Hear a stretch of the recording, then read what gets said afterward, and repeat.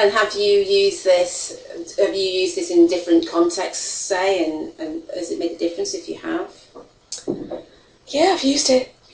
You know, following sort of bad news I've had recently with my illness on a personal level, but I've also used it in a social situation.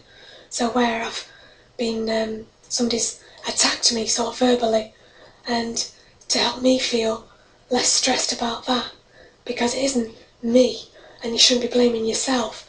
Sometimes it is about the other person, but it's being able to be comfortable with that and to be able to reduce the stress levels on that situation. So, and how did that make you react differently, do you think? It was just to help me to tolerate that person more. I think that was the thing. Yeah. Have you noticed any difference to maybe your moods or how you feel about yourself each day as you've been going through this process? I look forward to actually doing the process, because you might think at first, oh well, this is an issue that I've got, I want to do it on this, and then that's that.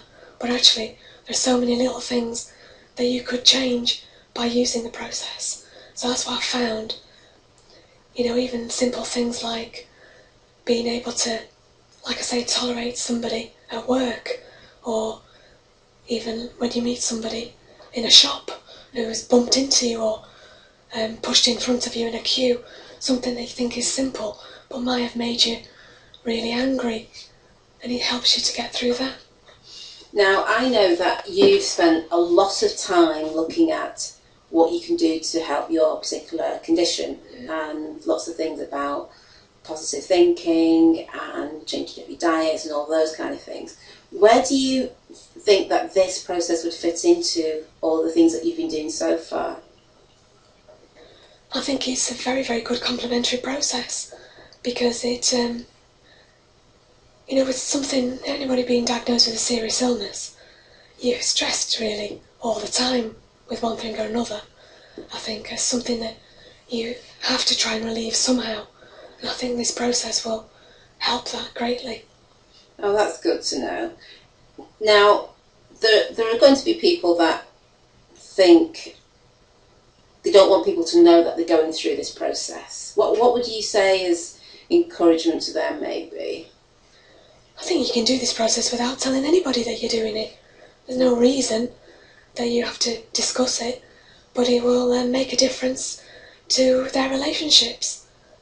Definitely, you know, whether it's at work that they have stress, they might be bullied at work, or at home, they might have been having a hard time at home. I think it can help them without them having to reveal what they're doing. Right, okay. Did you ever have any doubts that this, because it is a relatively simple process, there are some set questions you ask yourself. I mean, there's a training to go with that, but it's basically asking yourself some questions. Did you have any doubts that it would work? I think with anything new, unless you see or feel a positive change, you do have doubts about things unless you really, unless you meet other people who've been through it. So for me, I would say, I think suck it and see is one of those, you have to try it to understand what benefits it can give you.